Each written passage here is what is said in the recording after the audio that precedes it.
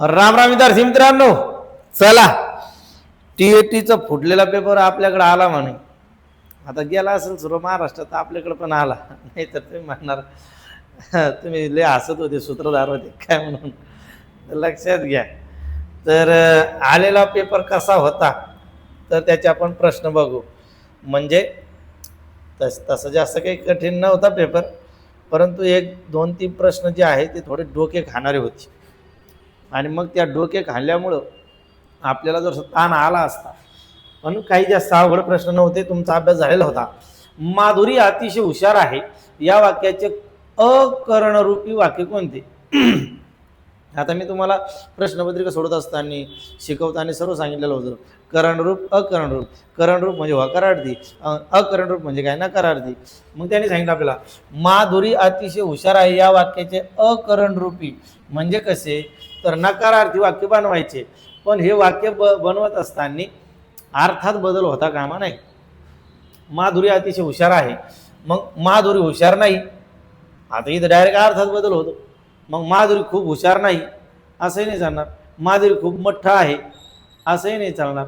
मग माधुरी अजिबात मठ्ठ नाही म्हणजेच माधुरी अतिशय हुशार आहे. माधुरी अजिबात मठ्ठ नाही, माधुरी अतिशय हुशार आहे. माधुरी अतिशय हुशार आहे, माधुरी अजिबात मठ्ठ नाही, दोन्हीचा अर्थ एकच आहे. आलं लक्षात? म्हणून आपलं उत्तर काय आहे? 3 नंबर. यथान्याय या सामासिक शब्दाचा योग्य विग्रह कोणता? आता या ठिकाणी आपल्या लक्षात घ्यायचं, आपण सांगत होतो की समासाचे 4 प्रकार आहे. पहिला प्रकार आहे अव्ययीभाव समास. मग अव्ययीभाव समासामध्ये आ यथा प्रति, आ यथा प्रति हे संस्कृत उपसर्ग लागून तयार झालेला शब्द. आ यथा, यथा बघा, आ यथा, आ यथा आणि प्रति, त्यातलं प्रति आलं म्हणजे या ठिकाणी यथान्याय हे अव्ययीभाव समासाचं उदाहरण आहे. पण त्याने काय केलं, या सामासिक शब्दाचा आपल्याला काय करायचा, विग्रह करायचा, म्हणजे फोड करायची. मग आता इथं यथान्याय न्यायासाठी असं होणार नाही. यथान्याय न्यायाप्रमाणे, यथान्याय न्यायापर्यंत. आता न्यायापर्यंत असं काही होत नाही, न्यायाशिवाय होत नाही. मग आपलं उत्तर काय? न्यायाप्रमाणे. यथा म्हणजे प्रमाणे, यथा म्हणजे प्रमाणे. यथान्याय न्यायाप्रमाणे, यथाशक्ती शक्तीप्रमाणे. चला मग उत्तर काय? 32 नंबरचं 2 नंबर. कृष्णा समपाठी राखा माझा बंधू राया या वरील ओळीतील अलंकार कोणता? आता कृष्णा सम मी भरपूर वेळा सांगितलं प्रश्नपत्रिका सोडवत असताना, आजही सांगतो. सम समान, सम समान सारखे, परी परिस प्रमाणे गत. सम समान सारखे, परी परिस प्रमाणे गत हे शब्द आले तर काय? तर तो समान असतो. कोणता? उपमा. उपमा तो अलंकार कोणता असतो? तर तो असतो, जी थोडीशी जड झालेली आहे त्याच्यामुळे अडचणीवर राहील थोडीशी. कृष्णा समपाठी राखा माझा बंधू राया वरील ओळीतील अलंकार ओळखा. कोणता? कृष्णा सम, कृष्णासारखा. सम म्हणजे या ठिकाणी उपमा सांगितलेलं आहे. काय आहे? उपमा. अनुप्रास केव्हा असतो? अक्षराची आवृत्ती झालेली असते. उत्प्रेक्ष केव्हा असतो? जणू जणू काय वाटे भाषे गमे की हे शब्द आलेले असतात. यमक कधी असतो? सारख्या उच्चाराचे शब्द अर्थ भिन्न जरी असेल, सदा सर्वदा योग तुझा घडावा, तुझे कारणी देह माझा पडावा, घडावा पडावा, अर्थ जरी वेगवेगळे असले तरी उच्चार समान, त्याला काय म्हणतो आपण? यमक म्हणतो. चला पुढे प्रश्न दिला आहे आपल्याला. काय प्रश्न दिला आहे की अलीकडे पाऊसाचे प्रमाण खूप कमी झाल्याने वृक्षारोपण मोहीम राबवली पाहिजे. या वाक्यात अशुद्ध शब्द किती आहे? आता अशुद्ध शब्द ओळखायचे म्हणजे चुकीचे. मग अलीकडे, आता आपण अलीकडे शब्द लिहिताना अलीकडे असा लिहितो का? हां, तर अलीकडे पावसाचे प्रमाण, अलीकडे, तर अलीकडे हा एक शब्द चुकीचा वाटतोय. त्यानंतर पाऊसाचे न म्हणता आपण काय म्हणतो? पावसाचे, म्हणजे हे चुकीचं आहे. प्रमाण इथं न हे वापरतो आपण. खूप इथं उकार दुसरा असतो, म्हणजे एक किती शब्द झाले? 1 2 3 आणि 4. कमी झाल्याने वृक्षारोपण मोहीम राबविली पाहिजे. आता मोहीम राबविली पाहिजे, तर या ठिकाणी पाहिजे, पहा पाहिजे, तर पाहिजे हे असं पाहिजे. तर 1 2 3 4 आणि 5 आणखी एखादा घेता का? तर असे मला वाटते 5. चला, तुम्हाला एखादा वाटलं तर मला सांगा. चला, मी विचारले तुम्ही देशावर प्रेम करता म्हणजे काय करता? या वाक्यात किती विरामचिन्ह येतील? आता मी विचारले, इथं आपल्याला स्वल्पविराम पाहिजे. तुम्ही देशावर, इथं एकेरी अवतरण चिन्ह. तुम्ही देशावर प्रेम करता म्हणजे काय करता? इथे एकेरी अवतरण चिन्ह पूर्ण होईल. मग काय करता म्हणजे इथं प्रश्नचिन्ह आलं पाहिजे. मग हे 1, हे 2 आणि हे 3, तर विरामचिन्हाचं उत्तर पाहिजे आपलं 3 माझ्या डोक्यानुसार. भाकरी हा शब्द कोणत्या भाषेतून मराठी भाषेत आला आहे? भाकरी. आता जे घरगुती पदार्थ आहे किंवा घरातले भांडे कुंडे जे असतात जवळपास, खलबत्ता वगैरे, तर ते कानडी शब्द असतात. मग भाकरी हा शब्द कोणता आहे? कानडी आहे. तेलुगू, तामिळी, तेलुगू किडूक, मिडूक, ताळा, अनारसा, पोर्तुगीज बबिता कोष्टी मेजवानी ठेवण्यात आली आहे. त्यामुळे तू हाफ कपच्या घमिल्यात घेऊन पायरी लोणची बिस्किट शब्दांना खात चालते. याच्यामध्ये सर्व शब्द पोर्तुगीज. फारसी कामगार फडणवीसांनी पेशवाई पोशाख घातल्याने त्यांच्यावर आबरू अत्तर गुन्हा घडल्याने त्यांना सौदागर दिवाणखान्यात टाकण्याची हकीकत घडली. त्यामुळे त्यांनी शर्मिंदा होऊन गुलाब गालीचा व बारदान हे सामान देऊन नोकरी सोडली. हे याच्यातले शब्द कोणते? फारसी शब्द आहेत. मग या ठिकाणी तेलुगू किडूक मिळूक तळा अनारसा पोर्तुगीज याच्यात बी नाही, म्हणजे कोण येते? कानडी आहे. यशवंतराव चव्हाण यांचे आत्मचरित्र पुढीलपैकी कोणते? आता या ठिकाणी लक्षात घ्यायचं, कोण होते यशवंतराव चव्हाण? सर्वांनाच माहिती आहे, महाराष्ट्राचे पहिले मुख्यमंत्री यशवंतराव चव्हाण यांचे आत्मचरित्र कृष्णकाठ. काय आहे? कृष्णकाठ. महाराष्ट्राचे शिल्पकार म्हणू त्यांना आपण. चला, प्रजासत्ताक दिनाच्या कार्यक्रमासाठी प्रमुख अतिथी म्हणून उपस्थित असलेल्या व्यक्तीस तुम्ही कोणते पत्र लिहिणार? पत्र लेखनावरती 100% प्रश्न असणारे, येणारे, येत आलेले आहे, हे आपण नेहमी सांगत आलेलो आहे. मग या ठिकाणी प्रजासत्ताक दिनाच्या कार्यक्रमासाठी काय केलंय त्याने? अतिथी म्हणून उपस्थित असलेल्या व्यक्तीस, म्हणजे उपस्थित येते.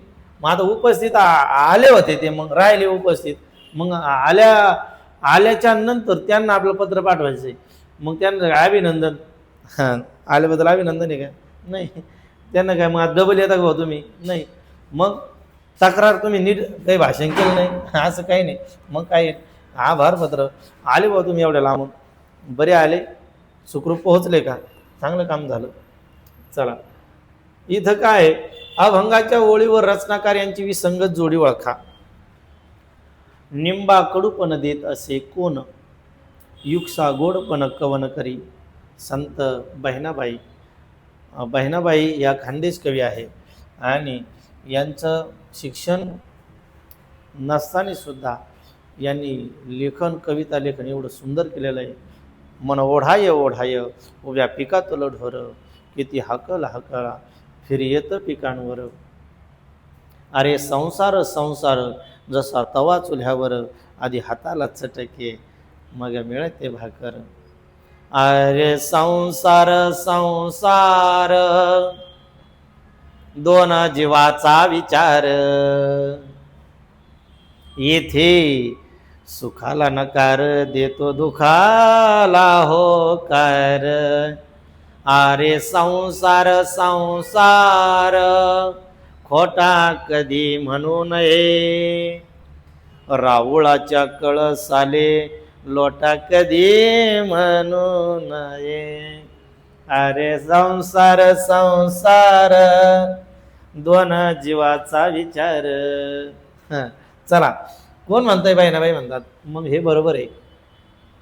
धरीला पंढरीचा चोर, धरिला पंढरीचा चोर, धरिला पंढरीचा चोर, गळा बांधून या दोर, ओ धरिला पंढरीचा चोर, शब्द केली जोडा जोडी. हे पण बरोबर आहे असं वाटतं. ऐसे कैसे झाले भोंदू, कर्म करून म्हणती साधू, अंगा लावून या राख, डोळे झाकून करतील पाप. संत तुकाराम महाराज एकदम असं बोलतात ना कडक, बुडत हे जन न देखवे डोळा. आणि त्यांच्यापेक्षाही कडक बोलणारे कोण आहे मग? संत एकनाथ, शांती ब्रह्म संत एकनाथ महाराज. हो, शांती ब्रह्म आहे, पण बोलताना हरिपाठात असे बोलले ना ते कोणाला काहीच कळत नाही.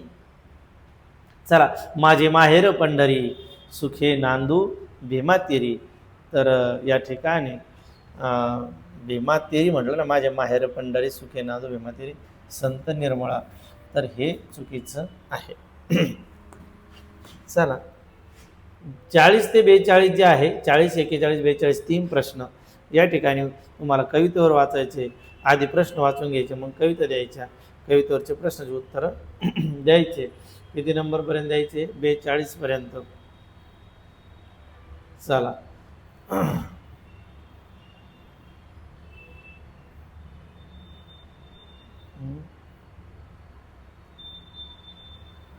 40 हरले काय पाहुणे.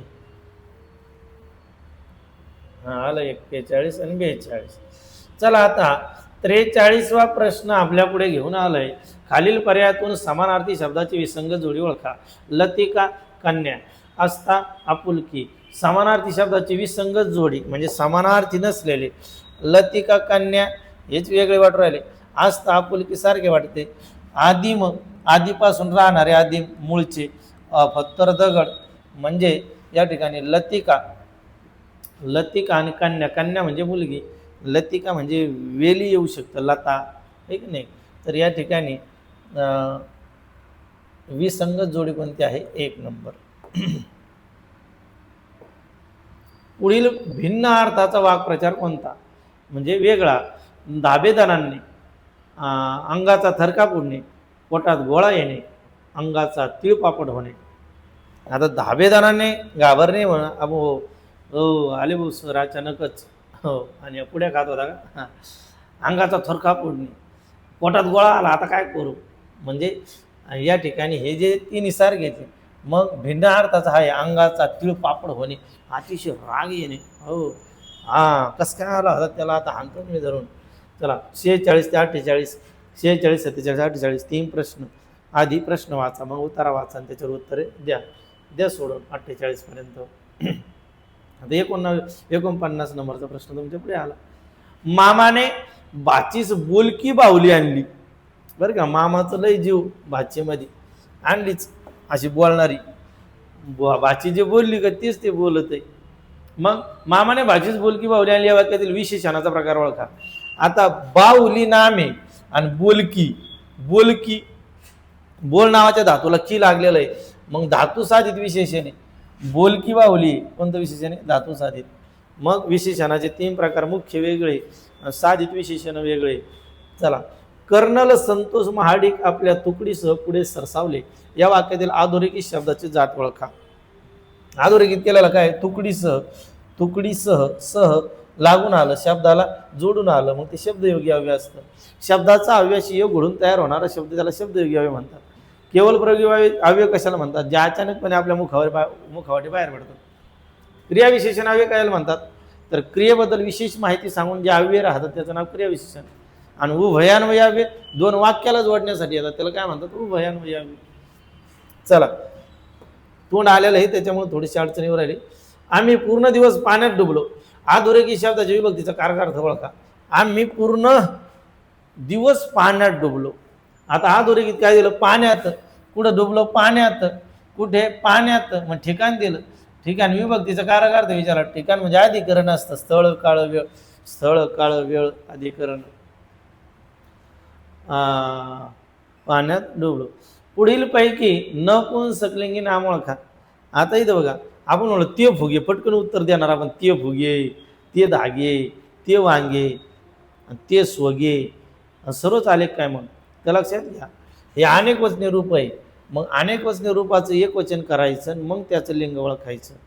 आता इकडे आपण फुगा म्हणलं, फुगा, तो फुगा, मग फुगे अनेक वचन म्हणजे याचं लिंग काय येणार आहे? तो फुगा म्हणजे पुलिंग, तो धागा म्हणजे पुलिंग, आणि तो स्वागा म्हणजे पुलिंग. आता इथं याचं जर आपण अनेक वचन केलं तर हा शब्दच अनेक वचनी. वांगे, वांगा नाही होत वांगे एक आहे, वांगी अनेक आहे.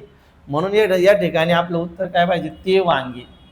मी तुम्हाला प्रश्नपत्रिका सोडवून दाखवत असताना सांगितलं होतं बघा, तर ते वांगे हे उत्तर 100% बरोबर आहे. तर या ठिकाणी फुगे, तो फुगा, तो धागा आणि तो सोगा हेच बरोबर आहे. तर नपुंसकलिंगी नाम कोणते? तर ते वांगे 100% बरोबर आहे. चला पुढं. आम्हाला उत्कर्षाचा अन प्रगतीचा मार्ग दिसला, या वाक्यातील विधेय भाग ओळखा म्हणे. आता लक्षात घ्या, विधेय भाग, विधेय म्हणजे क्रियापद, पण विधेय वाक्याचे दोन भाग असतात, एक उद्देश्य विभाग आणि एक विधेय विभाग. उद्देश्य विभागात काय काय येतं? तर उद्देश्य आणि उद्देश्य विस्तार. आणि विधेय विभागात काय येतं? विधेय, विधेय विस्तार, कर्म, कर्म विस्तार आणि पूरके. तर या ठिकाणी आपल्याला काय विचारलं? विधेय नाही विचारलं फक्त, तर विधेय भाग विचारलं डायरेक्ट. मग विधेय आपल्याला माहिती दिसला, विधेय आम्हाला उत्कर्षाचा आणि प्रगतीचा मार्ग दिसला. मग दिसला विधेय, आणि दिसण्याची क्रिया मार्गावर घडली, कर्म आहे, पण मार्ग कसा आहे? प्रगतीचा आहे. मग प्रगतीचा मार्ग दिसला, हा भाग कशात येतो? विधेय भागात येतो. वाक्यपृथक्करण तुम्हाला चांगलं शिकायचं असेल तर घे भरारी डोळे गुरुजीचं नावाचं ॲप घ्या. प्ले स्टोअरला जायचं, घे भरारी टाकायचं, पटकन पुढं डोळे गुरुजी येतं, ते ॲप घ्या. त्या ॲपवरती संपूर्ण व्याकरण आनंदाने हसत खेळत नाचत गात शिकवलेलं आहे. आणि वाक्यपृथक्करण एकदा शिकावं, पुन्हा शिकण्याची गरज ठेवलेली नाही डोळे गुरुजींनी. हां, तुम्ही जा. आणि किती रुपयात आहे? फक्त 50 रुपयात. 50 रुपयाच्या 2 मित्र 3 मित्र चहा प्यायला गेले तर इथं 12 रुपयाला चहा झाला. 12 त्रिक 36 आणि 12 चौक 48, 4 मित्राची चहा होत नाही. आणि मी संपूर्ण व्याकरण दिलंय, किती ताण घेतला असेल मी, आणि तुम्हाला 50 रुपयात देऊ राहिलो. जाऊ दे, दे सोडून. शंकर सावकाराच्या कचाट्यात गवसू नये, शंकर सावकाराच्या कचाट्यात गवसू नये म्हणून मी त्याला मदत केली. आता मी त्याला मदत केली, आता या मदत करण्याचा उद्देश काय होता? तो शंकर्य आहे ना, सावकाराच्या कचाट्यात गवसू नये म्हणजे या ठिकाणी लक्षात घ्यायचं उद्देश. मग स्वरूप, कारण, उद्देश, संकेत. मी सांगितलं तुम्हाला वाक्य ओळखता आलं पाहिजे. शंकर सावकाराच्या कचाट्यात गवसू नये म्हणून मी त्याला मदत केली. अहो, मदत करण्याचा उद्देश काय आहे? तो सावकाराच्या कचाट्यात सापडू नये. मग मी सांगितलं तुम्हाला गौणत्व सूचकचे 4 प्रकार आहे. कशाचे? गौणत्व सूचकचे. कोणते? एक स्वरूप, स्वरूप, कारण, उद्देश आणि संकेत. तर या 4 प्रकारामध्ये येणारं वाक्य कोणतं असतं गुरुजी? तर ते असतं मिश्र वाक्य. मग आपल्याला इथं उद्देश सांगता येते. काय उद्देश होता? ते कचाट्यात सापडू नये सावकाराच्या म्हणून. मग आपलं उत्तर काय आहे? मिश्र वाक्य आहे. मग संयुक्त वाक्य केव्हा होतं? तर प्रधानत्व सूचकचे जे 4 प्रकार आहे, समुच्चय, विकल्प, न्यूनत्व, परिणाम, या 4 प्रकारामध्ये येणारं वाक्य कोणतं असतं? संयुक्त वाक्य असतं. हे कशावर आधारित आहे गुरुजी? तर 7 नंबरची जात आहे आपली उभयान्वयव्य. तुम्ही यूट्यूबला पाहू शकता, फ्रीमध्ये पाहिजे असेल, आणि सर्वच क्रमाने व्हिडिओ पाहिजे असेल तर मग आपलं घे भरारी, त्याच्यावर जातो मी. केवलन, संयुक्त, मिश्र चुकूच शकत नाही. चला मग पुढील पैकी मूर्धन्य वर्ण कोणता? आता मूर्धन्य म्हणजे जिभेचा मुर्दा होतो उच्चार करताना. ट, ठ, ड, ढ, न हे सारे मूर्धन्य. आणि याच्यामध्ये दिलं का मग ते ट, ठ, ड, ढ, न ते तर नाहीच. मग हाय पाहुणा एक ळ, कमळ, मळमळ, कळकळ, हा इथं ळ आहे मूर्धन्य. संधी प्रकारानुसार विसंगत पर्याय कोणता? आता आपल्याकडे संधी हे संस्कृत मधून आलेलं आहे.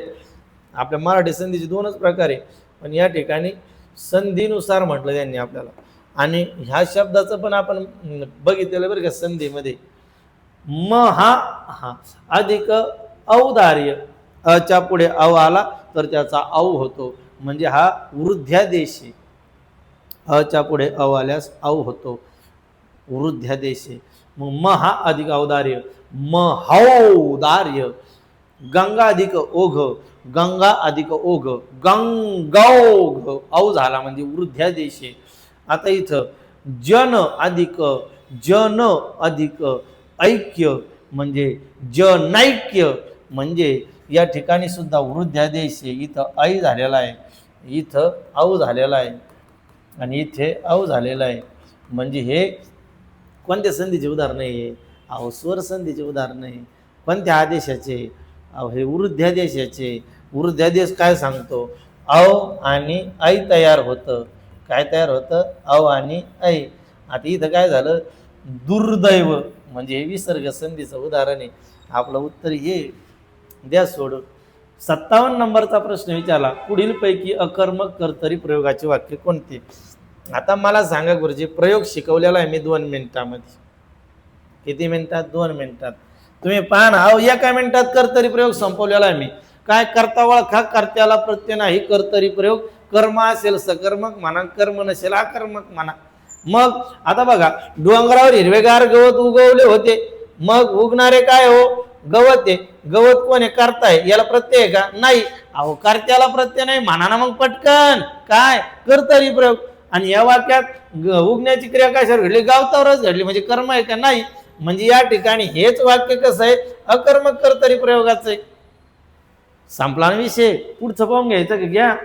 पक्षी अंगणात दाणे टिपतात, टिपणारे पक्षी, टिपण्याची क्रिया दाण्यावर घडली. मग गुरुजी इथं पण कर्त्याला प्रत्यय नाही ना? हाव ना, पण त्यांनी आपल्याला अकर्मक सांगितलं ना भाऊ, म्हणून हे सकर्मक कर्तरी म्हणा. श्रावणीने नवीन पैठणी आणली.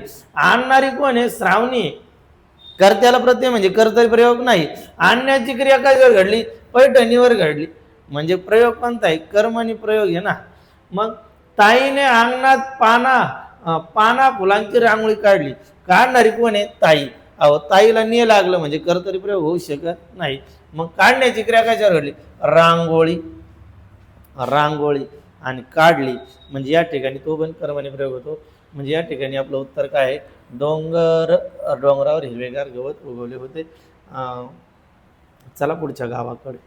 आता ह्या प्रश्नाने माझं पण डोकं खाल्लं, तुम्हाला काय सांगावं मलाच कळलं नाही काय करावं त्याच्यात. दिलेल्या आकृतीतील म्हण ओळखून अनुक्रमे 2ऱ्या व 7व्या क्रमांकाच्या अक्षराचे तयार होणाऱ्या शब्दाचा समानार्थी पर्यायातून निवडा. आता इथं काय म्हण तयार केली बा त्यांनी? हा काय म्हणे? का खा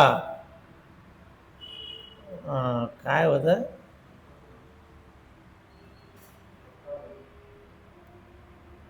का नाही का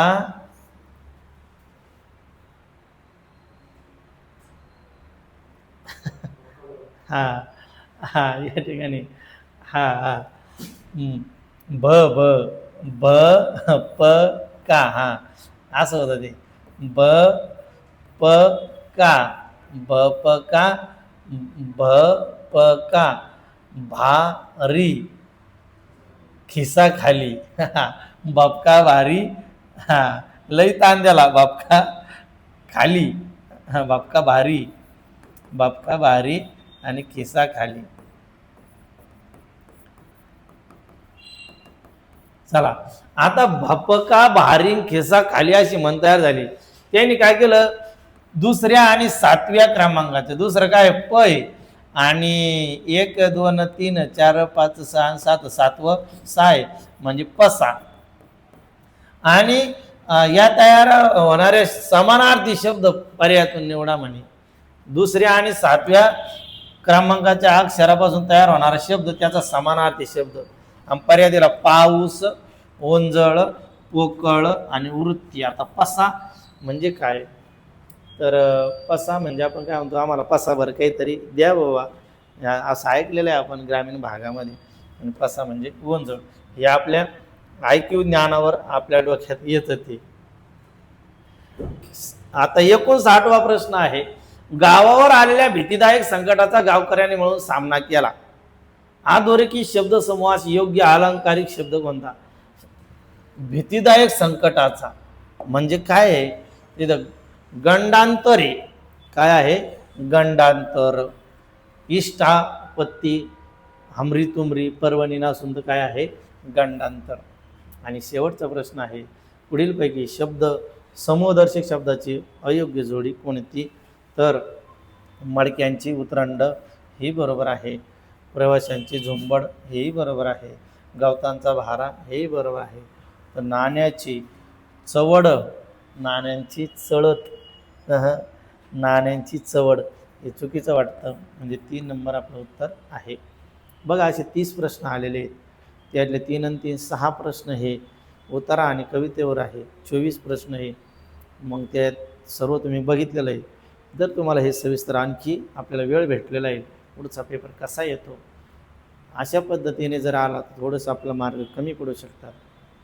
थोडंसं आणखी अभ्यास वाढवा. ॲपवरची बॅच घ्या. त्यानंतर म्हणी, वाक्प्रचार, त्यानंतर समूहदर्शक शब्द, समानार्थी, विरुद्धार्थी हे वाचा. त्याच्यावरती 100% आपले मार्क जाऊ नये. या ठिकाणी आपण थांबू. सर्वांना जय हिंद, जय भारत, जय महाराष्ट्र.